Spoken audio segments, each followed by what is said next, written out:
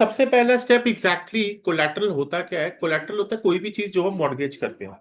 यहाँ पे डिबेंचर्स में हम लोगों ने क्या किया कि फॉर एग्जांपल मैंने उससे परचेज करी मशीनरी, मशीनरी के बदले में उसने लिया, and instead of giving the payment I issued them 15,000 8% debentures 100 rupees के हिसाब से। यहाँ पर कोलैटरल की अगर बात करें, it is realised by the lender if the due amount is not paid by the borrower. और अगर मैंने फॉर एग्जांपल अमाउंट नहीं पे करा तो तब मेरे अपना कोलैटरल ले जाएंगे, नहीं तो अदरवाइज मेरे पास कोलैटरल है। Like for example you bought a car, you bought a car और वहां पर उसके बदले में क्या हुआ कि हमारे पास कार के बदले में एक पूरा का पूरा सिक्योरिटी के फॉर्म में एक एक क्या कहते हैं, एक हमारे पास एक कोलैटरल के फॉर्म में हो गया। कल को अगर आपने पेमेंट नहीं करी तो एक कार उठा के ले जाएंगे। आप बदले में आप कैश देते हैं, यहां पर हम कैश नहीं दे रहे हैं, यहां पर हमने क्या करा, सिक्योरिटीज इशू कर दी। ठीक है। तो यहां पर डिबेंचर्स को जब हम इशू करते हैं, जब हम डिबेंचर्स को इशू करते हैं, first method is when the journal entry is not passed. First method is when the journal entry is not passed. हाँ, अब यहां पर क्या होता है कि यहां पर आपके पास कोई सिक्योर्ड लोन होता है। सिक्योर्ड मतलब आपके बदले में कुछ ना कुछ सामान होता है। बैलेंस शीट में आता है, देख कैसे, लाइक फॉर एग्जांपल मेरे पास बैलेंस शीट का फॉर्मेट की अगर मैं बात करूं तो यहां पर इक्विटी एंड लायबिलिटीज के अंदर नॉन करंट लायबिलिटीज है। इक्विटी एंड लायबिलिटीज के अंदर नॉन करंट लायबिलिटीज है। नॉन करंट लायबिलिटीज के अंदर मेरे पास क्या आएगा, लॉन्ग टर्म बोरोइंग्स। यहाँ पे सिर्फ बैलेंस शीट के अंदर ही चीजें आ रही है। लाइक फॉर एग्जांपल मैंने 5 लाख रुपए का लोन लिया मान लेते हैं। ठीक है बेटा, ये मेरा यहाँ पर आ जाएगा। दूसरा, अब मेरे पास मैंने इसके बेसिस पे नोट्स टू अकाउंट्स में क्या करूंगा वो देखिए। नोट्स टू अकाउंट्स में मैंने क्या करा, मैंने जितने भी, ये देख लॉन्ग टर्म बोरोइंग्स, मैंने जितने भी डिबेंचर्स इशू करे इसके बदले में, इसको मैं लिखूंगा टर्म लोन फ्रॉम बैंक। जैसे हम लोग ऑथराइज कैपिटल, इशूड कैपिटल और क्या कहते हैं सब्सक्राइब कैपिटल, ये सब अपने बैलेंस शीट में लिखते थे, पर नीचे वर्किंग नोट्स भी बना के चलते थे। सॉरी, वर्किंग नोट्स में authorise capital, issued capital, subscribe capital करते थे और ऊपर हम अपना सीधा अमाउंट लिख देते थे कि जो हमारे पास इक्विटी एंड लायबिलिटीज के अंदर, शेयर होल्डर्स फंड के अंदर। यहां पर हमारे पास क्या होता है, डिबेंचर्स के अंदर इक्विटी एंड लायबिलिटीज के अंदर नॉन करंट लायबिलिटीज में लॉन्ग टर्म बोरोइंग्स में 5 लाख रुपए जाते हैं। पहली बात। दूसरा, नोट्स टू अकाउंट्स में लॉन्ग टर्म बोरोइंग्स के अंदर हम लोग टर्म लोन पे काम करते हैं। हमने एक टर्म लोन लिया, टर्म लोन मतलब एक पर्टिकुलर टाइम के लिए लोन लिया, और इसी के बाद नीचे आपने एक पॉइंट डालना है कि secured by issue of 6,009% debentures as collateral. यहाँ पे कितने का लोन लिया मैंने, 5 लाख। बेटा ये नोट्स है और ये मेरा नॉर्मल बैलेंस शीट। कोई दिक्कत? मैं फिर समझा रहा हूं। Situation number one, when the journal entry is not passed. When journal entry is not passed, कोई दिक्कत? नेक्स्ट आगे बढ़ते हैं। यहां पर एक चीज और जो मुझे आपको नोट करवानी है, ये जो बैलेंस शीट मैंने बनाई है, ये डिबेंचर्स जो इशू हुए हैं as collateral for long term loan from bank.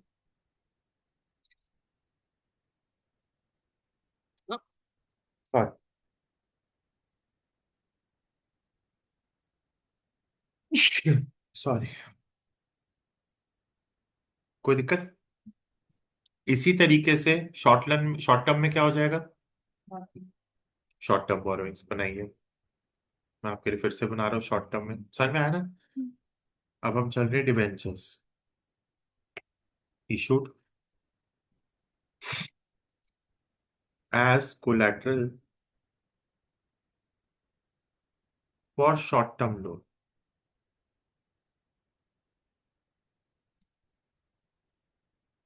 वही particulars, note number, amount,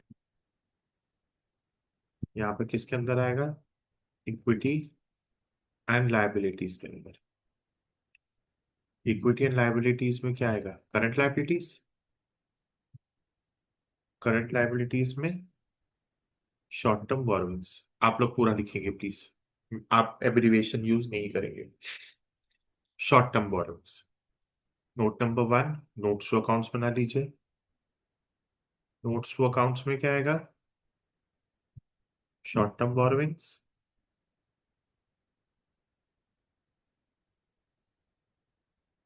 long term वाले कहते हैं नॉन करंट लायबिलिटी का लॉन्ग टर्म बोरो। हाँ, loan from bank 5 lakh. 6,000, 9% debentures of ₹100।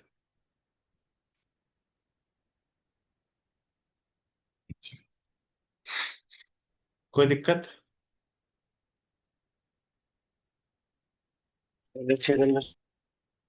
क्या?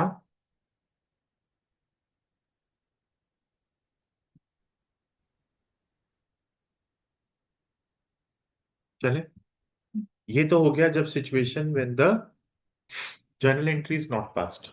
कल को तेरे पास क्वेश्चन अगर आ गया स्कूल में कि हाँ भाई डिबेंचर एंट्री पास करो कोलैटरल की, वहां पर तेरे पास क्या हो जाता है? Debenture suspense. Debenture suspense to percentage debentures. आइए।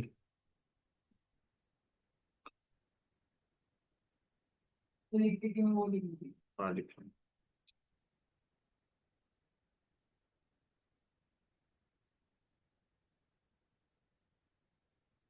Judgement is pass. Yes. Situation number two, when the journal entry is passed.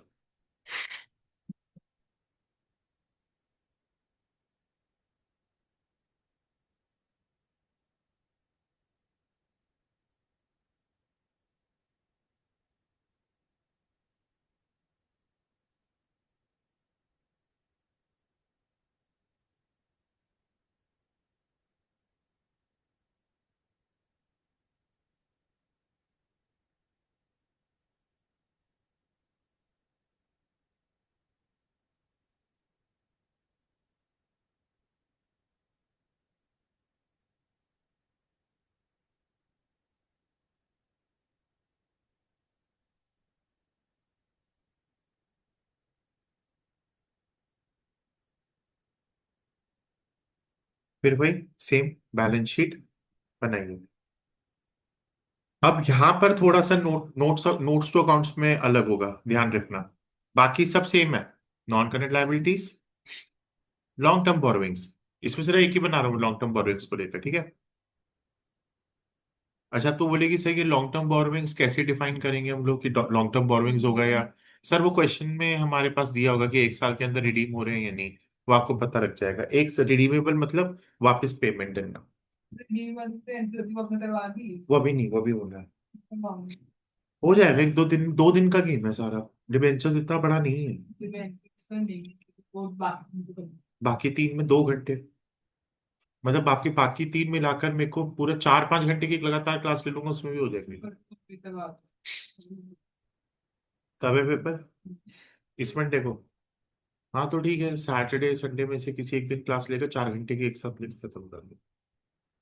Exact 4 घंटे का रिगरस सेशन। पर उससे पहले फ्राइडे को ही खत्म करेंगे चैप्टर। फ्राइडे या सैटरडे, मतलब मिला के।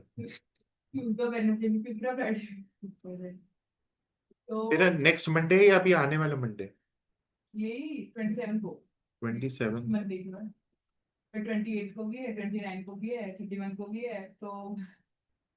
तेरा पेपर हमारा वाला 27 को ही है। हाँ। ठीक है। Long term borrowings. अच्छा,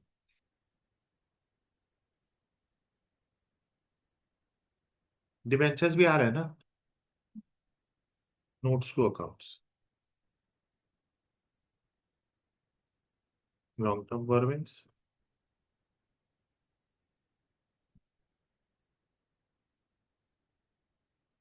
term loan from bank 5 lakh and 6,000 9% debentures, ये देखना, 6,000 9% डिबेंचर्स ऑफ ₹100 ईच, कितना हो गया? 6 लाख। और यहां पर हम लोगों ने क्या करा है? लेस, हमने ये पैसा कहाँ पे डाला है? डिबेंचर सस्पेंस में, इसीलिए यहां पर डिबेंचर सस्पेंस आएगा।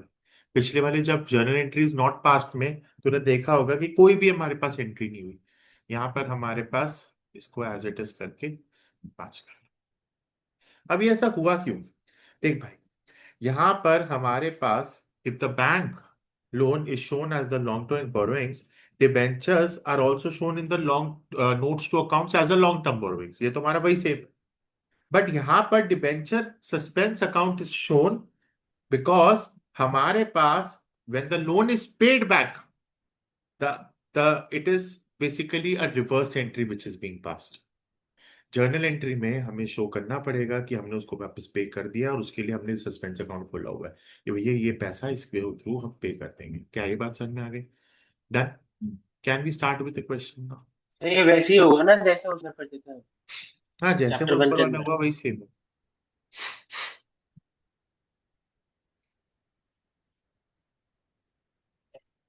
चलिए शुरू करें। हाँ जी।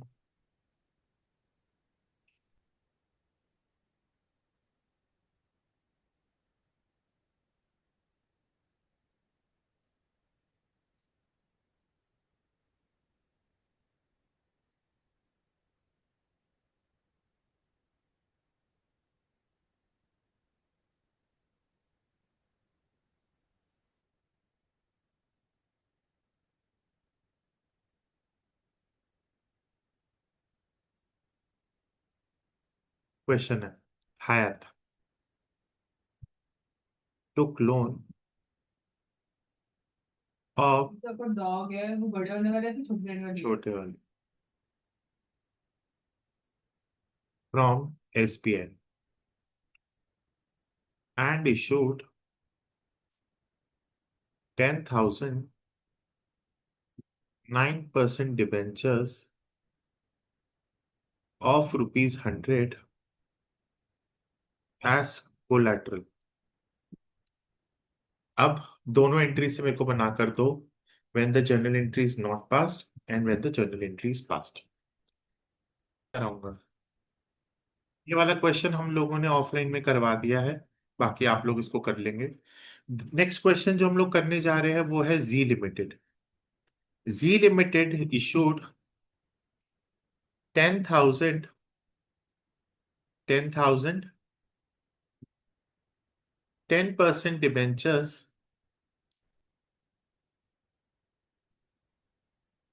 of ₹100 each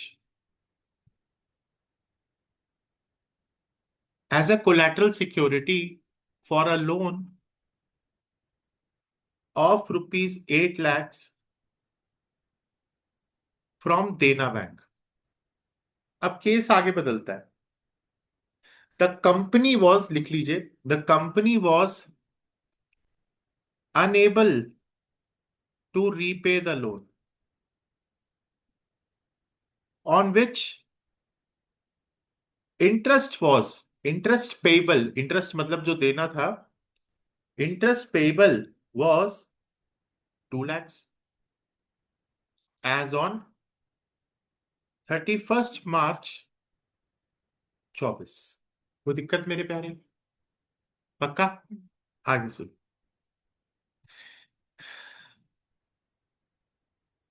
ठीक है, सो अब आगे का क्वेश्चन ये है, देना bank exercise the right vested in by way of distributors being issued as a collateral security। इसका मतलब नहीं समझा रहा, उसका मतलब, हाँ मैं लिख मत, मैं देखो समझा रहा हूं। Dena bank exercise the right vested in it by the way of debentures being issued as a collateral security. अब उसने क्या करा, अपना जो लोन रीपे करवाया, उसका जो कोलैटरल लिया था ना, उसी से उसको रीपे कर दिया। अब दोस्तों एंट्री बताइए क्या होगा? पहली एंट्री, इंटरेस्ट 10%। सबसे पहले 10% डिबेंचर्स तो टू इंटरेस्ट डिवेंचर सस्पेंस। अब तो बोलेगी सर ये क्या हो गया। सर ये एंट्री जब पास तब होती है, लिख लीजिए, when the non payment of loan, ये तब होती है एंट्री पास। यहां पर आपकी एंट्री क्या हो जाएगी, 10% debentures account to to debenture suspense. Debenture सस्पेंस यहां पर क्या हो गया, क्रेडिट क्यों हुआ, क्योंकि मैंने प्रीपे करना गलत हो गया, मेरा नहीं हो पाया मुझसे प्रीपे, तो मेरी लाइबिलिटी बन गई, लाइबिलिटी यानी क्रेडिट। ये बात तो समझ में आ गई। तो 10% डिबेंचर्स टू डिबेंचर सस्पेंस, कितना अमाउंट आएगा यहाँ पे, 10 लाख रुपए। क्यों 10 लाख, क्यों, क्योंकि 8 लाख रुपए का लोन था, 2 लाख रुपए का इंटरेस्ट था। पक्का। नेक्स्ट एंट्री, अब आप सुन लीजिए। अब यहां पर नेक्स्ट एंट्री है, loan account outstanding interest to percentage debentures. यहां पर क्या आएगा, इसका मतलब this is your principal, this is your outstanding interest, and this is principal plus interest. यहां पर क्या हो गया, loan is converted into debentures. कोई डाउट। मैडम प्रिंसिपल कितना है, 8 लाख, आउटस्टैंडिंग इंटरेस्ट कितना है, 2 लाख, तो 2% लाख। डिबेंचर्स 10 लाख। समझ में आ गई शौर्य। हाँ जी सर। Topic over. की बैलेंस शीट। इसकी बैलेंस शीट ऊपर, इसकी बैलेंस शीट नहीं। समझ में आ गई। अब बैलेंस शीट तो वही बात होगी ना, नहीं पे करा तो नहीं पे करा। अब उसमें क्या, कैश एंड कैश इक्विवेलेंट्स का तो कोई रोल भी करा ही नहीं ना पर। तो फिर 10 है। वो तो वही अपने उसमें ही आएगा ना, लॉन्ग टर्म बोरोविंग्स अभी भी दिखा रहा है पेमेंट तो करनी। 8 है, 10 है। उसमें 8 लाख, हाँ 10 लाख आएगा इसमें, क्योंकि हमारा इंटरेस्ट है। समझ में आ गई। ठीक है, यहीं तक टॉपिक ओवर कर रहे हैं।